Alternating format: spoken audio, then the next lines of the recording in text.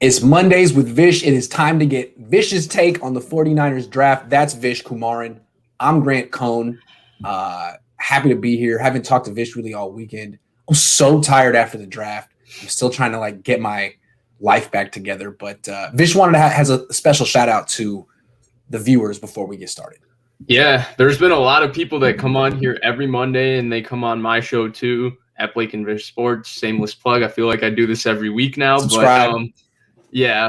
But there's been a lot of you guys that come on and say, it's Trey Lance. And you've been badgering me in this comment section every single week, telling me it's Trey Lance. I wanted to give all of you guys a shout out and say that you guys were 100% right.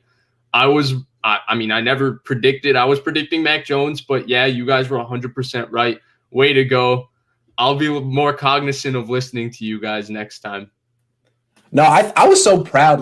The Niners were doing their best to pool all of their collective brain power and resources to make the right decision. And we did the same thing. I mean, we brought on every single Niner fan, listened to everyone's takes, listened to coaches, and we came to the same conclusion. I feel like it speaks to the power of people working together and the collective. I don't know. I was saying words, but I feel like we did a good job. We did as well as the 49ers. We get the same draft grade that they do. The fans, honestly, there's been a contingent of fans here that have been just Trey Lance, Trey to the Bay, constantly. They've been really just preaching it, and they nailed it. Vish, you got a lot of fans in the comment section. It looks like I have just one fan who's spamming a little there. All right. Let's get into the draft picks, starting with the quarterback. Forget what we think of the pick. Let's look forward. Should he start week 1? Yeah, so I think there does need to be kind of a contingency here, and that's under the assumption, which I think you and I are making the assumption, that he is going to consume this offense quickly and he's going to absorb it, because, again, the number one trait with this guy, Trey Lance, is that the number one trait that everybody seems to preach is that he absorbs and retains information better than anybody in this draft. So I think you and I are under the assumption that he's going to absorb this offense quickly and he's going to be ready to go quickly. Then, yeah, I 100% believe he should start week 1. It was something that I tweeted out right after the draft. I said, look, I still think he should start week 1. The problem with him is reps, and he should start week 1. And I have a whole argument on why he should start week 1. First, let's look at the player Trey Lance itself. He's kind of in a really weird position because Trey Lance's main issue is just the lack of reps and the intermediate and downfield accuracy. Both of those things are not going to improve by him holding a clipboard. There's no questions with Trey Lance on whether he can get into a huddle, whether he can spit out a play, whether he knows where to go with the ball. All those things with Trey Lance seem to be not question marks, but pluses. They seem to be things that you can write down and say he does well. It's just a question of reps, and he's 288 throws into his career, and nobody knows what he is. 288 throws into Jimmy Garoppolo's career, we thought he was the savior of the 49ers, and 288 throws into Alex Smith's career, we thought he was the worst quarterback draft pick ever. So there's a lot. We need to find out what he is, and the only way we're going to find that out is playing. And then let's look at what he does well. He is an extremely, extremely good 0 to 5 yards thrower. He's good in the screen game. He gets the ball out quickly. He throws the ball with a lot of pace, and he has a lot of arm strength, and he is quite accurate. He's very accurate. What does Jimmy Garoppolo do well? Very accurate, 0 to 5 yards. So in terms of the pass game, can he do all the things Jimmy does right now? I would 100% say yes. In terms of decision-making, Kyle Shanahan has already said he's a natural quarterback in terms of his decision-making. So that's what Kyle seems to like best about him, his decision-making. And then you add in the fact that his running is going to add so much to this offense. They're clearly trying to build an offense geared around trying to play this kind of running game with where you have 6 eligible ball carriers on the field at a time and make defenses head spin.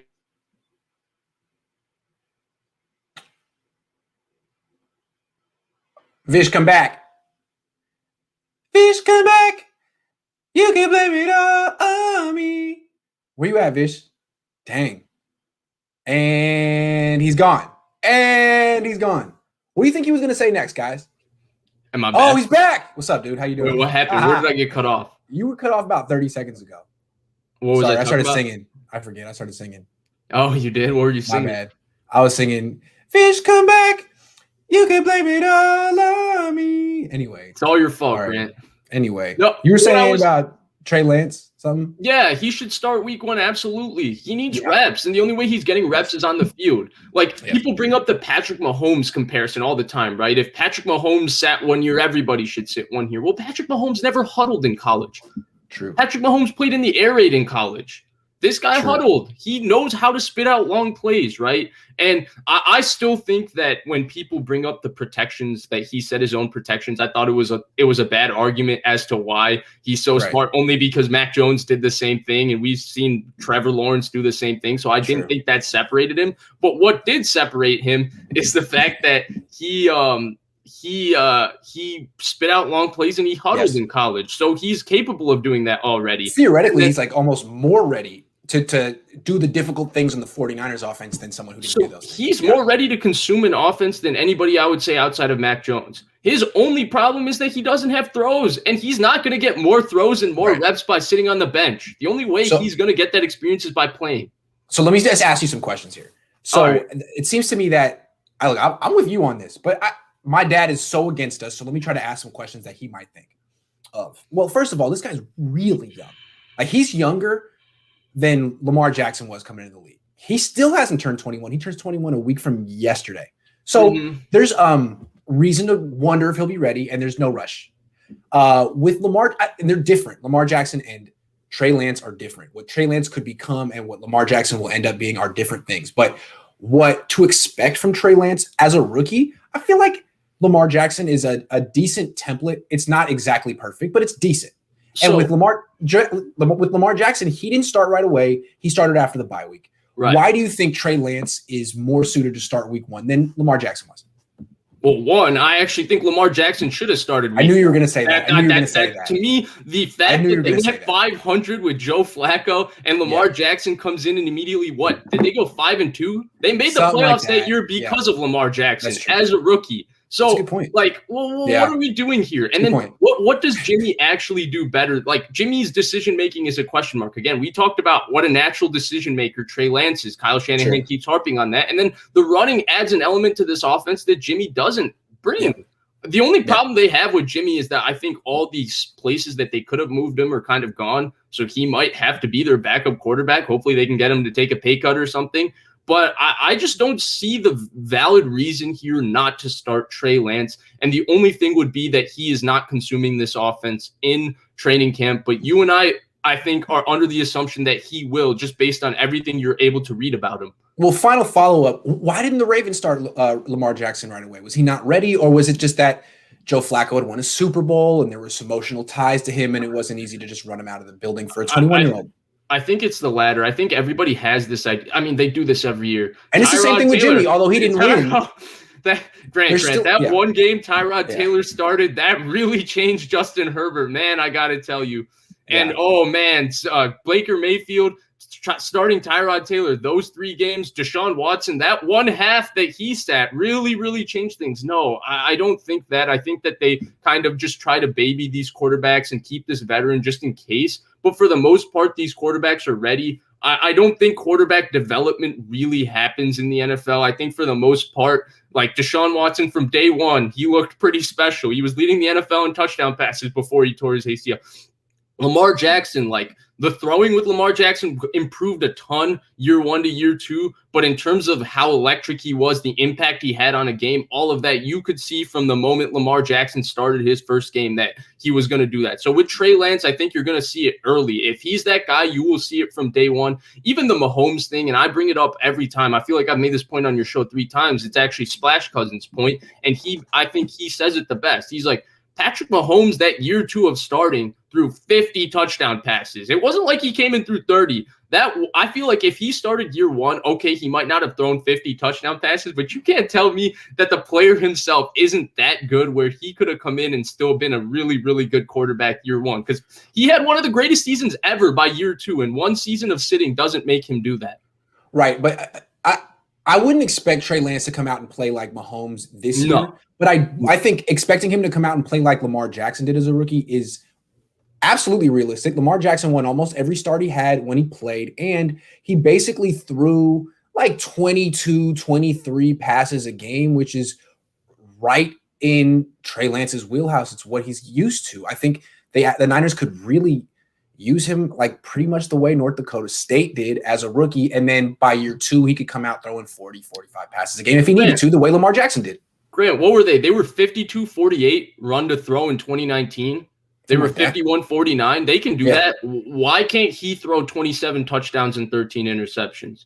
Look at Jimmy Garoppolo's season. Look at some of those interceptions. Are you telling me a rookie would like not? And there's one more thing. Again, you say this with Lamar Jackson. Like, what about the rushing production?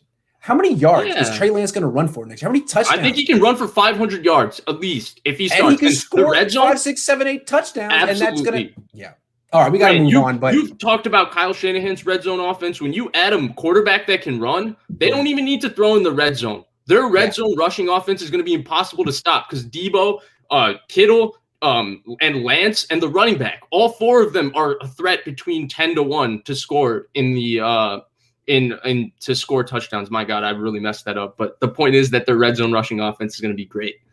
Not sure how you watched his last 5 games and ignored all the missed reads, missed throws, lack of attempts, running when guys are open. Niners fell in love with the story and played themselves hard. Oh, wow, Tony. Interesting. His last 5 games, I watched him against Delaware. I thought he was just money. He played really well against Delaware. There were a couple games that were bad, like the game against, was it James Madison where he played Ben DiNucci in the final? That game wasn't the best, but and then Central Arkansas. Yeah, I mean, overall, like we have harped on those things, but this is who they drafted, and there is a lot to work with here too. I think that that's the point that people like. I definitely didn't talk about that enough because I felt like everybody was so positive. Trey Lance always had to go back to the pass attempts and the accuracy, but Grant's always pointed it out, the decision making, how smart he is, how athletically gifted he is. All these things are definitely a ton to work with.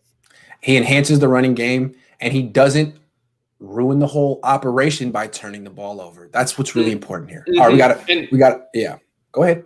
Go ahead. I think that just with the turnovers, I hate the 0 interception argument because he could have thrown 3 or 4, but that's not the argument to say why he's a good decision maker. He is a good decision maker, but please don't come at me with he threw 0 interceptions as your reference. No, but if you watch him, you see that he throws the ball away, checks it down. He's basically knows when to run. Cautious. I mean, he's safe with the ball. Preseason should be a huge factor in this decision. Yeah, I mean, if he plays well, why would you not? I mean, why would you hold him back? It just seems like Niner fans would be so upset. Niner fans don't care about it. I don't put stock into how a guy looks in preseason. I remember Carson Wentz didn't look great in preseason. By game 3 of preseason, they traded Sam Bradford, and I was like, oh man, what are they doing in week 1, week 2, week 3? Carson Wentz looked like they just drafted the next savior. So I don't put a lot of. I mean, do you remember how good Scott Tolzien used to be in preseason? Dak Prescott was great in preseason. Remember how great he was? Yeah, I don't think he missed a throw. He was like perfect. Yeah. All right, move on. Aaron Banks. This pick in round 2 really surprised me. I mean, when they were on the clock, I was like, all right, here we go. Wide receiver, 4th year in a row, wide receiver, and it was like guard. It's like, oh, and he's 330 pounds. Oh, okay, Kyle. Wasn't expecting that.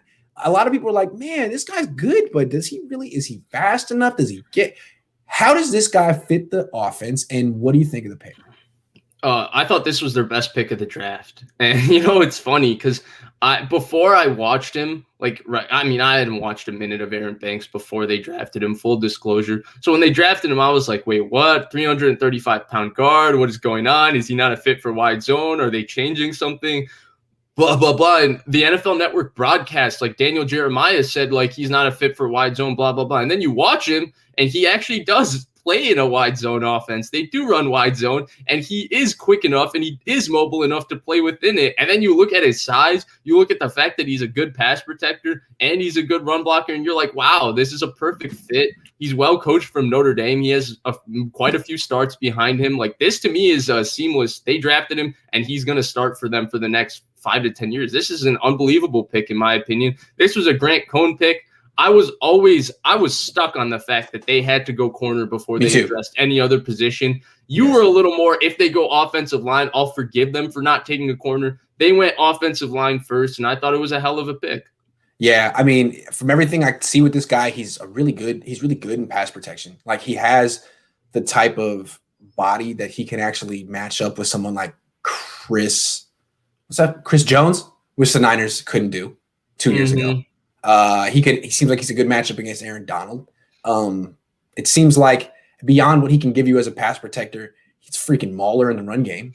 And if the Niners do want to run like zone read, him and Alex Mack pushing on a nose tackle will get some movement in that one. I mean, I like it. It seems like this guy could have could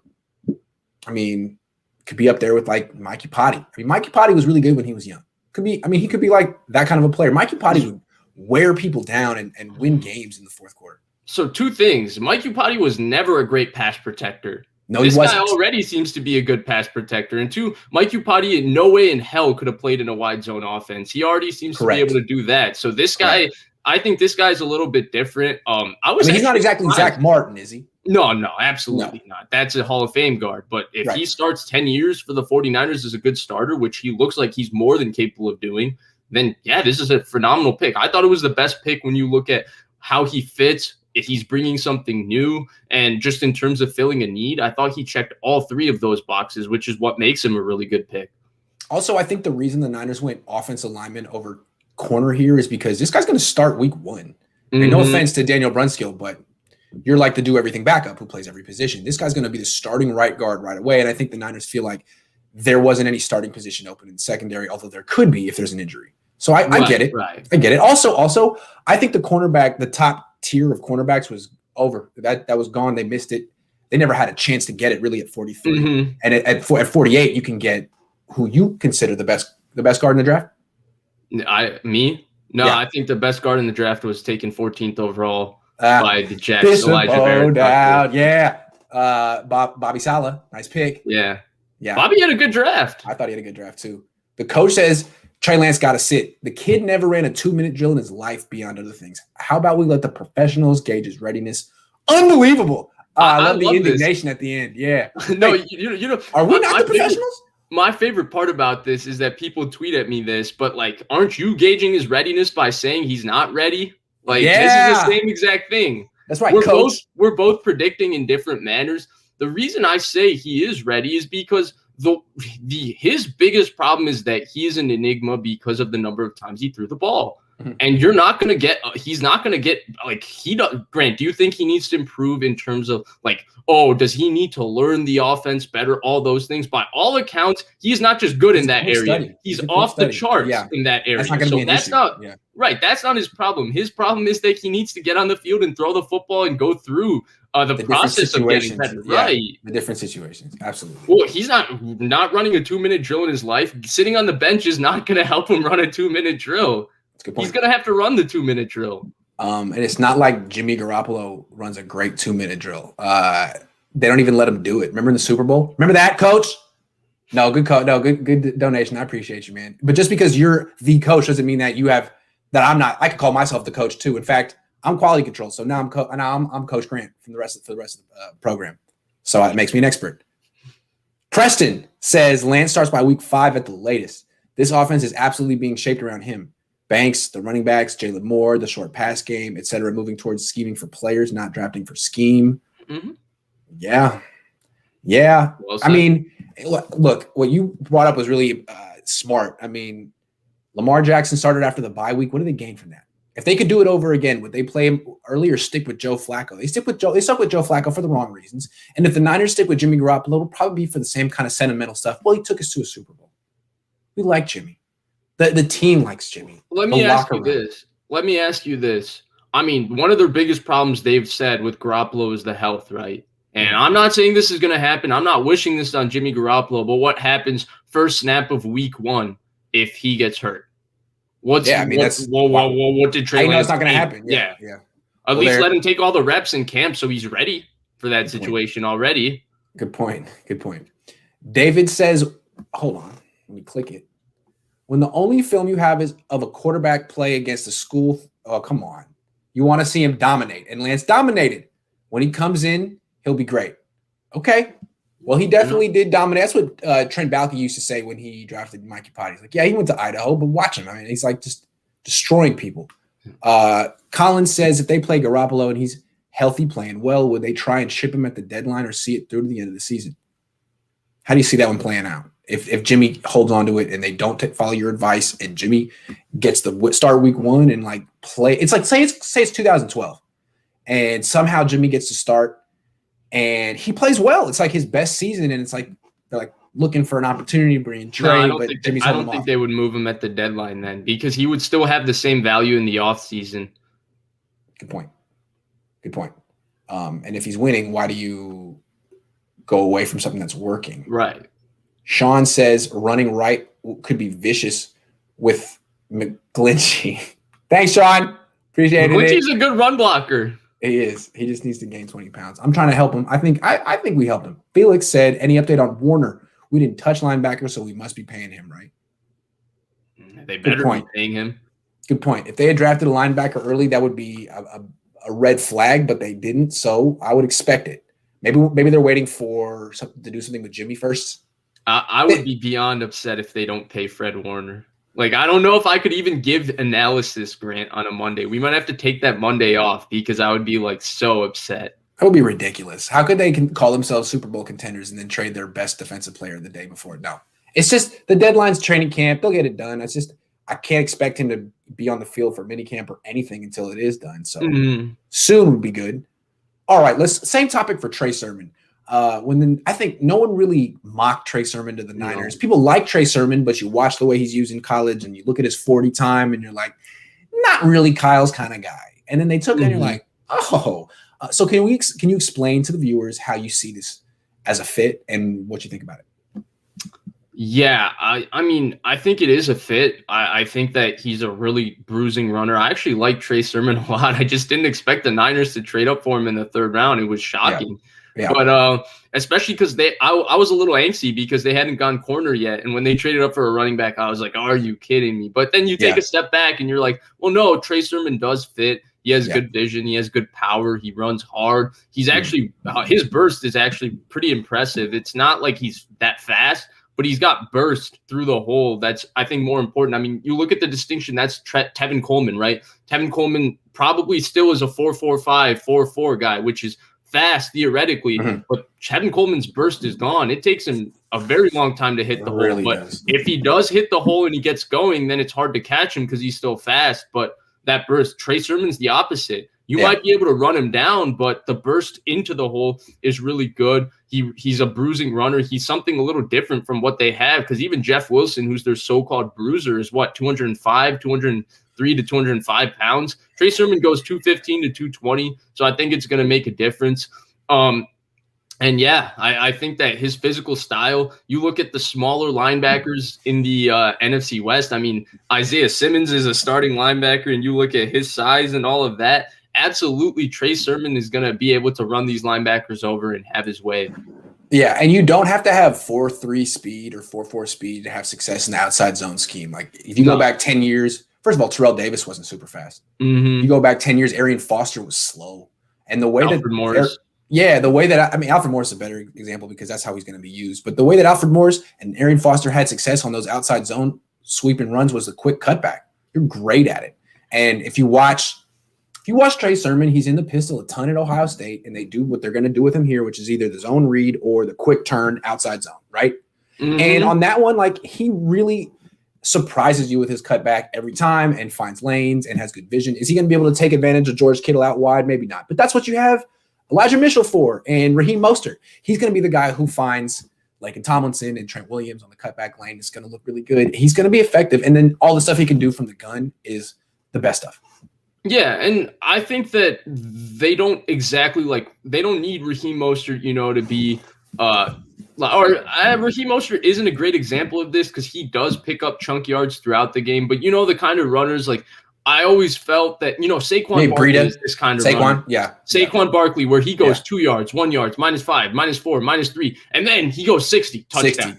So when you look at his entire game, he had a good rushing game, but there wasn't a consistent wear and tear. This guy is more like Zeke Elliott, where it's going to be 5, 6, 10, 5, 4, 6, 10. And it's just going to be consistently picking up these kind of intermediate kind of runs, but those are the runs that keep the chains moving. And if you go back and watch Ohio State, like, those are the runs that kept them competitive, because Justin Field could be a little inconsistent in the biggest games against the best defenses. And this guy was just so relentless. Anytime they're backed up 15-yard run. Hell of a player. I think this is a really easy fit. And again, if you want to have an idea of what this offense is going to look like, go back 2012 Washington. Watch Alfred Morris. How many times did he run the ball that year? Like 350 times? It was crazy. Yeah, he had a lot of runs. Alfred Morris' career basically ended in 2 years because they just really ran him to the ground. Yeah. Out of the undrafted free agents the Niners signed, who's more likely to get a roster spot? So far, they've signed 4. A wide receiver named Austin Watkins, a tight end who is Doug Peterson's son, Josh Peterson, 2 linebackers, Elijah Sullivan and Justin Hilliard. I can't believe I remember that. Wow. Do you have an opinion? I have an opinion. I don't know the wide any receiver. Austin Watkins. I know a lot of people from the Senior Bowl are super high on him, and that's a good thing. But I think that the problem is that I actually think this receiving room in terms of outside of Debo and Ayuk, I think it's deeper than people want to give it credit for. Now, I'm not saying those guys are like, there's not a standout amongst those guys, but between Travis Benjamin, Richie James, Kevin White, Jalen Hurd, all these guys, you have Juwan Jennings, you have a lot of similar kind of players where I think the room for error on who they keep is going to be close because I think all these guys are pretty similar in terms of their level, not their actual. Yeah, certainly. I'm not saying Austin Watkins will make the team as a rookie. He may spend a year on the practice squad, but I feel like the vision or the hope for him is that he'll blossom the way Kendrick Bourne did. He has the same skill set, a little faster, a little bigger. So we'll see. I'm gonna say one of the linebackers. They've kept 5 linebackers usually. I mean, I think Warner, Alshire, Greenlaw are kind of set in. They seem to like Flanagan Foles a lot. They need somebody to take Nzachua's spot as that ace special team linebacker. So I'm gonna say one of them. Good point. Okay, well the thing is, both of them, one is 215 or 210. That's the guy from Kansas State, Sullivan, which is kind of like the Demetrius Flanagan Foles mold. Take a guy who basically is strong safety and make him a weak side linebacker. It works for the Niners. The other guy, Hilliard from Ohio State, seemed to be like more of a pure special teams guy that you wouldn't play. It's more like Nzacha. You don't really want Nzacha playing defense, but he's very good on special teams. Mm-hmm. So that might be the guy. Good call. Pluffy Phil says, follow the Bill Walsh model with Lance, clipboard, spoon feed him along. Remember, Shanny's offense can be complex too. Okay, so I have a point for this with Shanahan's offense, and you will enjoy this, Grant. Okay. Remember what people told you this offseason when Jimmy Garoppolo had spent what? It was already, I think, three years in this offense, but they said he only had 19 starts, so the year 2 jump is coming. So you're telling Grant last offseason, everybody was saying that the number of games is actually the indication of the year 2 jump coming. But now you're saying that Trey Lance is going to, if he sits 1 year, he's going to skip the 1 year of growing pains and make the year 2 jump immediately. Come on. It's true. Get him on the field. It's true. Sebastian says Trey Lance and Dwelly will be deadly. Oh, man. You guys just know how to speak to me. Absolutely. I can't wait. What if Trey Lance just loves Ross Dwelly? And that's his guy. Man, that would be – who knows who Trey Lance is going to – Would you retire? Yeah, probably. And just become a fan? Yeah, this is my team. This is my team now. All right. Why – okay. So some people that would disagree with you would say, you know what? Keep him on the bench. Get a package for him. 6, 10 plays a game, some runs, some throws. Get his feet wet. What do you think of that? God, the Taysom Hill package, first of all, pisses me off so much more than anything. Grant, there's little things in sports that tick me off more than the Taysom Hill package. First of all, this Taysom Hill package for Sean Payton probably works like 35% of the time. Go through Twitter anytime you're watching a Saints game and watch Saints fans get so upset that Sean Payton's just enamored with getting Taysom Hill on the field on weird down and distances for plays that sometimes don't work.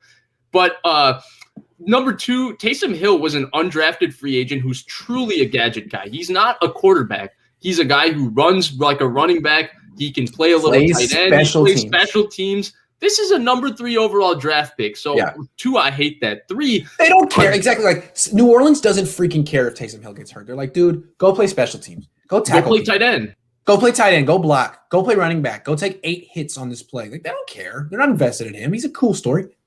So absolutely hate that. And 3, the other part of this package is that the Ravens, again, going back to the Ravens, Trey Lance does not equal Lamar Jackson. That's not the comparison. But the Ravens tried doing this trash to get Lamar on the field like 3 times a game with Joe Flacco. And you had Joe Flacco rolling his eyes, his hands on his hip because they were doing this Wildcat thing with they would just bring him on Lamar the field for Wildcat, basically. Right. And Lamar Jackson would run a play and then they would pull him off. What was he gaining from doing one read option play? So no, I don't believe in this. I don't think it works. I don't think that by putting him on 3 times a game is going to make him run a read option play is going to make him develop anymore. This is a number 3 overall pick. Get him on the field as your quarterback. He is a quarterback. Is Zach Wilson still following 49ers players on Instagram? LOL. I don't know. I don't know. That was interesting. He was going to the Jets for a long time. He might be following them because they're his friends, right? Could be. He might be real good friends with River Craycraft. All right. This is a big picture topic. Instead of going player by player, we've been doing that for the last few days. Let's look big picture. You call this like the Grant Cohn draft. This is like the people's draft. Every year the Niners do stuff that kind of makes me scratch my head. Last year I thought it was like they didn't address a single need. This year it was, I don't know. I mean, when they went, first of all, they shocked everyone by not taking Mac Jones. That felt like progress. To back that up by taking a guard instead of a wide receiver, I was literally shocked. I could not believe it. Then they traded up and took a running back instead of a wide receiver, then a quarterback corner instead of a wide receiver, then another offensive lineman, and they never took a wide receiver. Does this draft show growth in Shanahan, or is there another interpretation here? I don't know if growth is the word because I don't know if he's changed. I think it just shows evolution.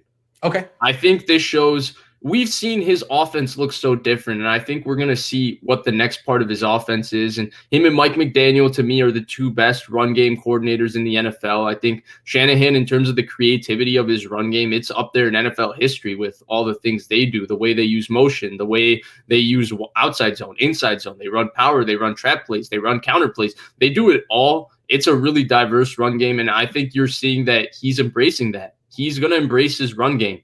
And it's not to say that, Trey Lance isn't a good thrower or quarterback. He is both of those things. It's just that he's adding an element to the run game, and Shanahan is getting his offensive line and his running backs geared up to really embrace that part of his offense. And I think that's what you're seeing. We're seeing the next evolution of Kyle Shanahan's offense, what he thinks is going to beat the modern defense, which is first of all, modern defenses don't play base. The Niners are going to operate out of 21 and 22 personnel, especially after they just gave a ton of money to a fullback. So they're going to force defenses into base. 2 modern defenses outside of like the New England Patriots don't have these old school 250-pound middle linebackers that can take on fullbacks and take on pulling guards and all of that. They have these 220-pound linebackers who flow sideline to sideline and are super fast, who are good in space and good in coverage. So I think we're seeing that Shanahan is one step ahead of the NFL. As the NFL is now finally getting smaller and faster, which is what Seattle did originally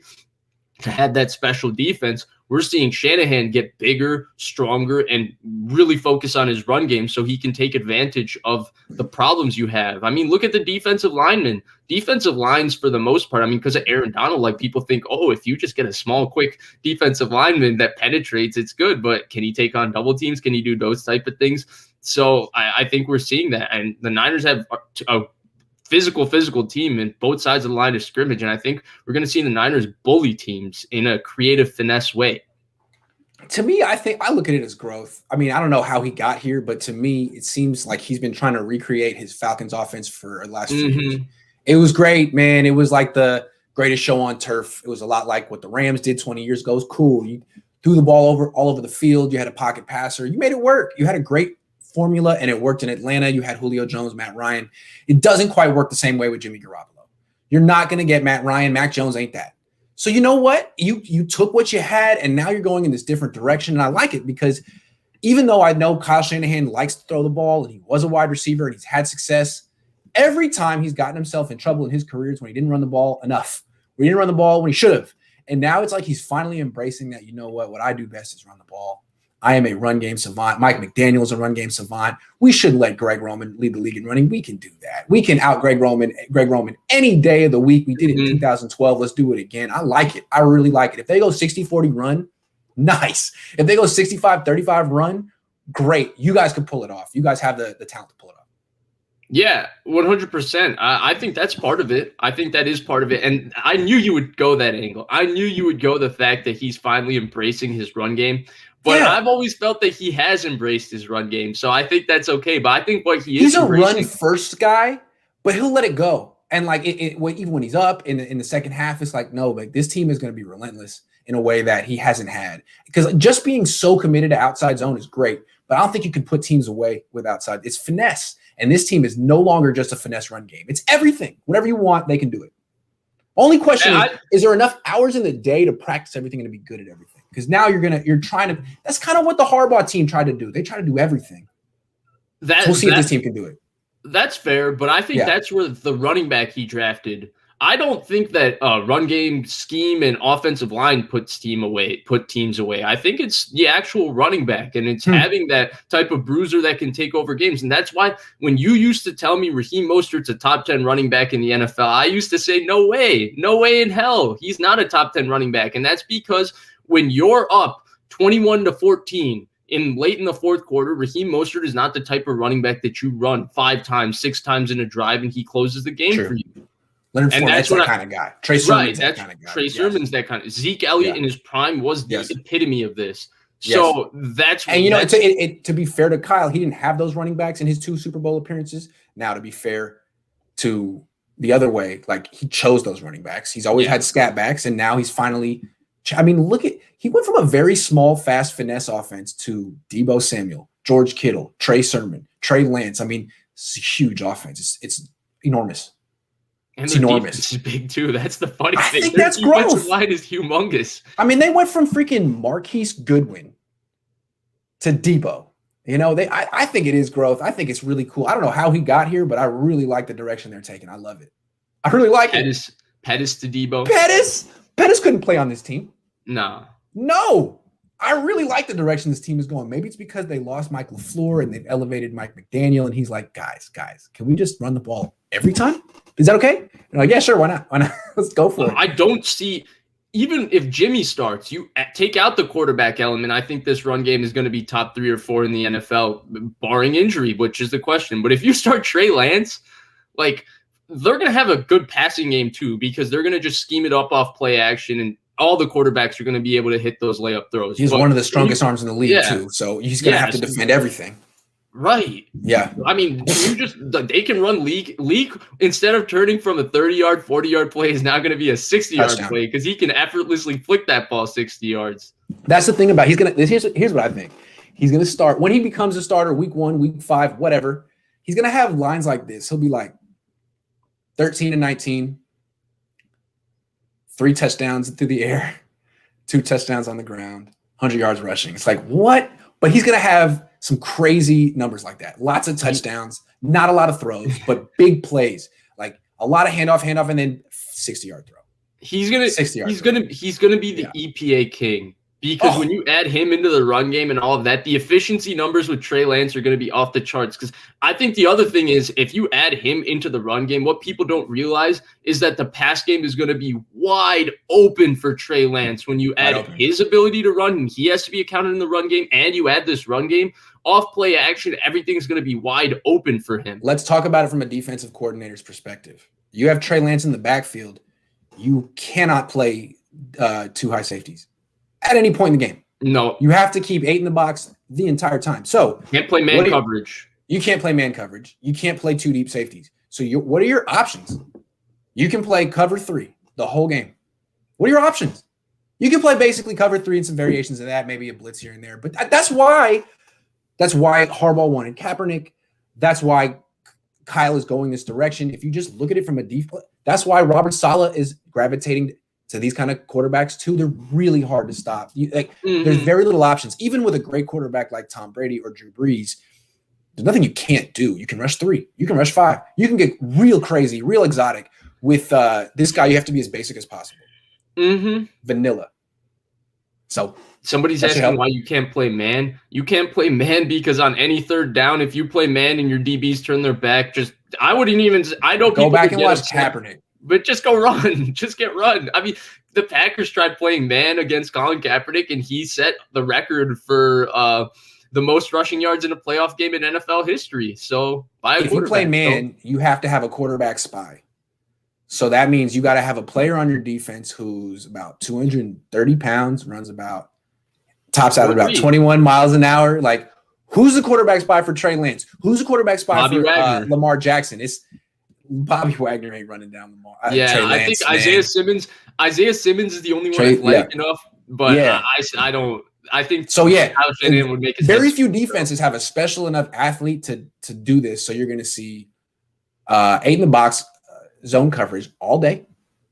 You're right, Vish. Colin says no. We drafted no wide receiver drafted because Kyle plans on suiting up. Yeah, that's right. But Kyle has changed him. So he used to be a wide receiver. Now he's a quarterback. You didn't know that? You didn't hear that? He's a quarterback now. I also think the amount of resources they've invested, they got to just they can't keep making it where, oh, we made a mistake at receiver, let's just take another one. It had to be we got to Jalen Hurd, there's no excuses. We're going to put pressure on Jalen Hurd to be something for us this year. We're going to put some pressure on Travis Benjamin and Richie James and all these people. Also, when you said they're not going to be playing as much 11 personnel, 3 wide receivers as much. That was more the Atlanta offense. They're embracing big boy football. They're going to run people over. They're going to be bigger than the other team. And so I think you're going to see a lot of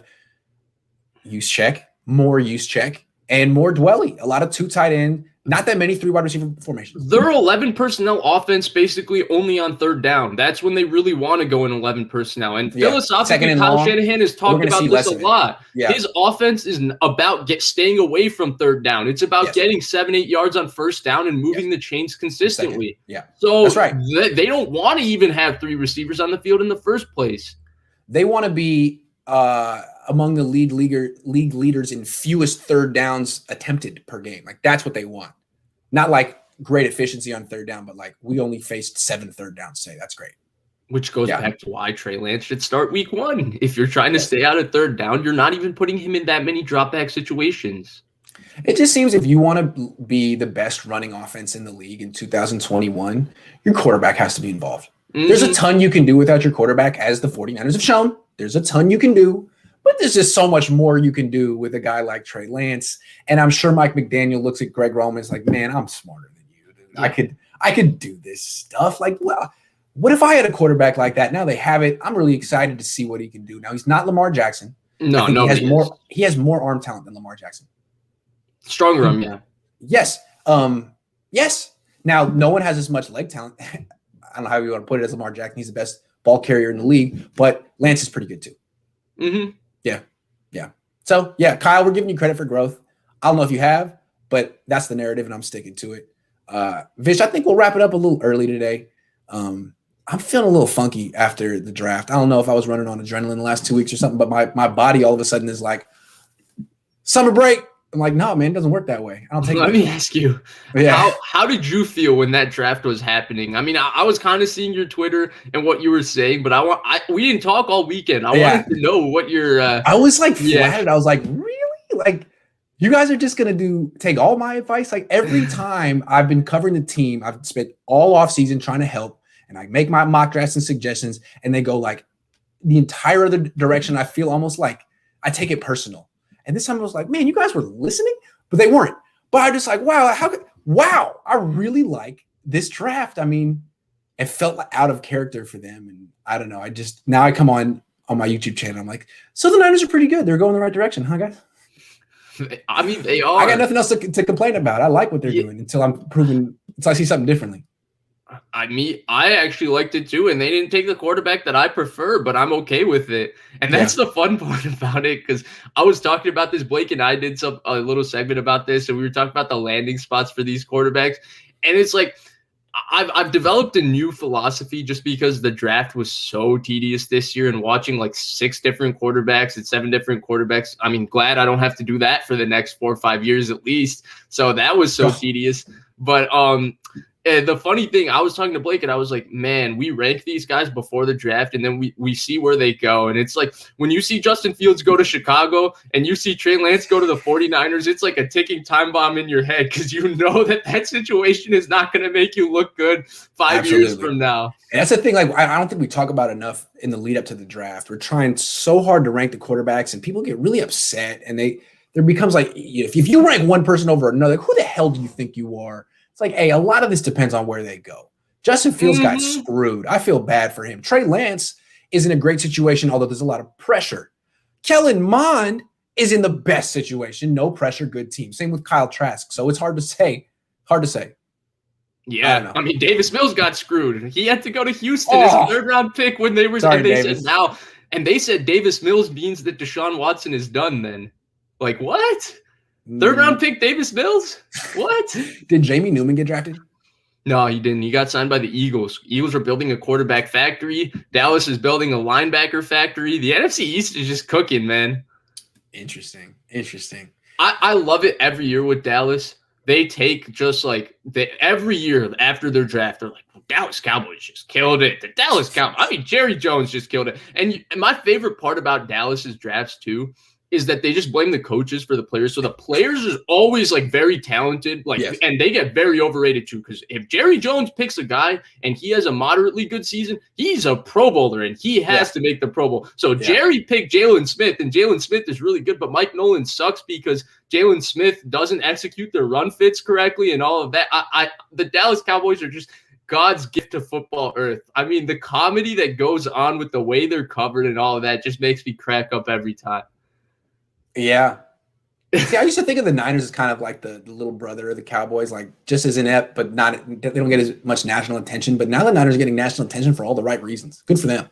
Yeah. I mean, the reason now, if Trey Lance doesn't start right away, you're going to hear a lot of national people with big platforms and a lot of opinions come down on the Niners. There's a lot of pressure on him. Dude, Stephen A., Skip Bayless. If Jimmy's starting week 1, I guarantee you're gonna hear it. See, what's up with this? What's going on here? So I think the other thing with Trey Lance is that they have the loophole because everybody that coins themselves as an expert and has a national platform has already said Trey Lance is not ready. They said he's not ready. He has to sit. So whatever happens with Trey Lance, there's a loophole there. But I just think that we had this conversation earlier, but just to reiterate, when you look at Trey Lance, to me, like in terms of what he can't do, all those things have to be done on the field. And I don't think like he's not like in terms of consuming an offense. Again, everybody says this is the thing he does best. Retain and absorb information. It's not even his strong arm or his running ability. The best thing about this guy is that he's so smart. And remember, like RG3 started right away for Kyle Shanahan. And it seems to me the thing that determines when a quarterback can get on the field for Kyle Shanahan is when he knows Shanahan's language, his terminology. It's a lot. There's a lot of memorization. It's not being smart. It's just memorization. And it seems like Trey Lance is really good at that. So if he memorizes his stuff and they give him a 20-word play day 1 of practice and he spits it out and knows where to go, then he's ready. Then the only question is can he physically execute the offense? And I think the answer is going to be yes. And the other thing is we've harped on Jimmy G's mental. It's not that he's not poor mentally. It's that he's not as elite as a guy with his skill set needs to be mentally. He needs to be like a savant. And he's sometimes good, sometimes bad mentally. It's too inconsistent. And when you look at that, it's like at least Alex Smith to Patrick Mahomes, I guarantee you Alex Smith could spit out every defense, everywhere, where to go with the ball, all of those things. Because Alex Smith is so smart. Like Jimmy might be smart, but Alex Smith is a different level of intelligence, in my opinion. In this case, it feels like this guy might be able to absorb and spit stuff out maybe even faster than Jimmy. I mean, Kyle Shanahan said Nick Mullins is the smartest quarterback. Or I'm sorry, he didn't say that. Brian Greasy said it on a broadcast that Nick Mullins is the smartest quarterback on this team. So I think it's going to be clear real quick who the smartest quarterback in the room is, and it's not going to be Jimmy. Man, I can't wait for OTAs to start. I hope there are OTAs this year. Before we go, I wanted to ask you one question. Sure. Were you sad when you saw the Nick Mullins saying bye to the Bay? Yes. Yes. But at the same time, you know what? That's the NFL, man. I don't think he's sad. I mean, I think he's the kind of kid who's determined, and he is, it's remarkable that he's started any games in the NFL, that he's put up the numbers that he has. And it seems like the kind of guy with his level of determination, we probably will. I don't think we've seen the last of him, although I don't know if we'll see him in the NFL this year. He's got a serious injury to come back from, and I'm sure all teams are looking at him like, hey, nice throw in the front yard, but we're going to need to see a little bit of more, like hit us up in 3-4 months. So I don't think his career is over, but I'm not going to cover him anymore. It's too bad. I like the whole Mullins family. They're really nice. They were always really nice to me, and I always felt like they brought me into it. So thanks, guys. Good luck to Nick. I got one more question. Did you feel vindicated when you heard the way John Lynch and Kyle Shanahan talked about him? Yes, absolutely. We love Nick. They said everything you've been saying. Yeah, we love Nick Mullins. I love Nick Mullins too. I mean, that little guy really willed himself that far in life. I mean, I don't have that kind of will. It's amazing what we look at a guy like Eric Crocker. We all admire Eric Crocker because he's kind of like one of us, and look how far, like none of us have ever accomplished anything like Eric Crocker. Same thing goes for Nick Mullins. That's a normal kid from Alabama that Alabama didn't want. They're like, man, get the hell out of here. And he went to freaking Southern Miss, broke all the records, came to the Niners. Like, I don't know how he got a job on the team, beat out CJ Beathard. Like, that's a hell of a life right there. If it ended right now, that's a hell of a life right there. Good job, Nick. Anyway, thanks for letting me talk about Nick Mullins at the end of the show. I wasn't expecting it. Oh, I see we got a question. I think it's a difference between smartness and decision-making. No question. Mm-hmm. I think Jimmy's smart, but not a good decision-maker. We'll see about Lance. Yeah, Jimmy seems like more than smart enough. I mean, his Wonderlic was like 28. Like, that's more than enough. No, he's not. Nobody would call him unintelligent. It's just, it's also reacting on the field, right? Like Tua, like one of the best things Tua had coming out of college, people thought that he reacted on the field really well. I mean, he got a 13 on his Wonderlic. I'm not poo-pooing getting a 13 on the Wonderlic, but there's online Wonderlics. Go take the Wonderlic online and figure out how hard it is to get a 13 on it. And number two, in terms of Lance, that's what they keep saying, he's a natural at that, right? As a good decision maker. Kyle said on 3 times now, and he said it to Peter King too for his column, that he's a natural quarterback when it comes to making decisions. He doesn't say he's a natural thrower. He's naturally accurate. He throws the ball beautifully. No, it's nothing to do with his throwing. He says he's naturally a really good decision maker. Which means you can trust him. They can't trust Jimmy. Hence 8 throws in the NFC Championship game. You can trust him. When things go badly, his instinct isn't to make it worse. Jimmy, I'll never forget the Super Bowl. That interception was unacceptable, man. Unacceptable. I mean, even the accuracy thing, that's where I just go back to Trey Lance, because I think Trey Lance, for the most part, with Jimmy, he's an accurate quarterback, but he's not a precise one in terms of the fact that he gets it to the right area, but his ball placement is a little off. You go back through that Super Bowl, and other than that George Kittle play that was called back for offensive pass interference, his completion percentage was great. Yeah, he was 19 for 22 and on the way to win Super Bowl MVP, even though Nick Bosa was way better than him throughout that entire game.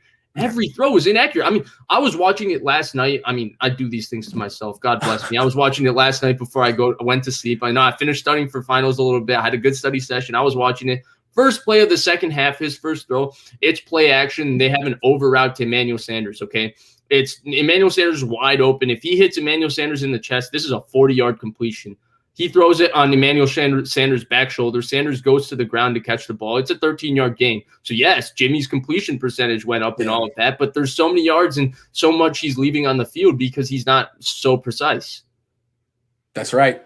There's a lot of wide open guys that he's kind of hitting in the general vicinity. But not right there. You know what I mean? Jermaine, thank you very much. I appreciate it. Matt, QB predictions on QB3. Don't keep one. Nah, it's going to be Sudfeld. They paid him. He's getting $250K. Jed York doesn't give that to people to just go home. That's $250K. Do you think he makes the practice squad? Sudfeld instead? Does he have practice squad eligibility? You can put anyone in the practice squad still too. Yeah. I forgot that, huh? Yeah, maybe. I'm hoping Josh Rosen sticks around. I want to see Josh Rosen get a chance. You might not be able to even see him in camp now. How much did you cover Wilton Spate that much?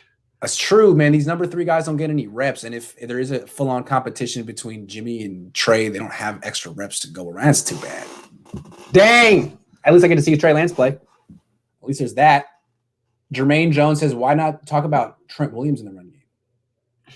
Sorry. He's the best left tackle in the NFL. He's a future Hall of Famer. He's the best run blocking left tackle in the league. There's not much else to say. That one, I feel like even novices know that the assumption here is that Trent Williams is going to make a massive impact. I'm guessing that Jermaine Jones is Trent Williams' burner account, and he was just like, hey, wait a second. Can we get a little Trent Williams love? Yeah, Trent Williams is great. Sure. He's a Hall of Famer. Jermaine, if that is your real name. Oh, Trent. You think Trent wanted to give you $10 now in the last 10 minutes? I think that was $4.99 straight from Trent Williams' bank account. Trent, we love you, man. You're great. You're a hell of a player, man. Don't worry about it. We'll give you more love in the future. It's just you're so good. There's nothing to talk about. You should get our SF 49ers on the show. Sure, absolutely. I like them. Did we talk with them on Clubhouse before? RSF 49ers? I don't know. I've never had a conversation with them. I'd use him because his account basically is a 49ers Central for information. You don't even have to go to 49ers Web Zone anymore. True. Oh, actually, shout out 49ers Web Zone. Keep going to 49ers Web Zone. They're great. I love them. I'm not saying they aren't. Says, hey, Grant, imagine how easier it would be if Trey had an elite, ready-made wide receiver to throw to. Having someone like Julio would help him settle much sooner, I believe. Do you think the Niners are going to go after Julio Jones? Do they have the picks to go after Julio Jones? No. But I think they could. The cap with Julio Jones is easy. There's one big paycheck that can be taken off there. And yes. If you remove that paycheck, Julio Jones fits in nicely with money to spare. So what would it take to get Julio Jones for picks? I'm still assuming it's good. What was AB traded for to the Raiders? Oh, I don't know. Was it like 2 2s? Thirds? 2 2s? Niners have 2 2s if they want to trade their future twos. Maybe they could do that. But here's the thing with Julio Jones, man. Like, people already complained about George Kittle's injuries and Deebo Samuel's injuries. Julio Jones, I think, body is starting to wear. So that's something I would say keep an eye on. Yeah. Good question. Unstable Production says, what can we get if we trade Sherm? You have to sign Sherm. You got to sign for it. They missed out. I don't know. Maybe they could have got something a couple of years ago, but he's a free agent, and I really hope they don't bring him back. I don't think they need him. I don't think they even want those kind of corners anymore. They look like they want smaller man coverage types. Yeah, but with him, he's such an impactful person that it's like if they bring him back, you can't fault it, right? Oh, I can fault it. I can absolutely fault it. Oh, you can fault it still? They seem to be following all my suggestions this year, so I have a feeling they're not going to bring back Richard Sherman. I feel like they're really in tune with the quality control department. And quality control would not recommend a reunion with Richard Sherman. So I don't think it's going to happen. Sorry, Richard. I'm disappointed in you then. Why weren't you suggesting Matthew Stafford? What's the issue here? I was Trey Lance. I was secretly on the Trey Lance train the entire time, secretly.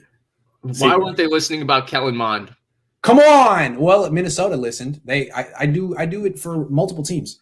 So the way Tampa you did it, right? The way you did it was Kubiak's other son's on the Niners staff. You told Kubiak's other son to tell his brother that Kellen Mond's. So you were playing 3D chess here, huh? Exactly. I really was. Whew. Vish, it was fun. This was a good show. This was fun. It was a good show. We've been doing this for 8 months, Vish. I know. It's crazy. It's crazy. It's crazy. Hell of a show, though. Always looking forward to it. Mondays are Vish days. I don't know about you guys, but that's what I think. Anyway, thanks for watching, everyone. We'll be back next Monday. I'm sure I'll be on with Vish on his channel later this week, Blake and Vish Sports. Yes, make sure you subscribe to that. See you guys.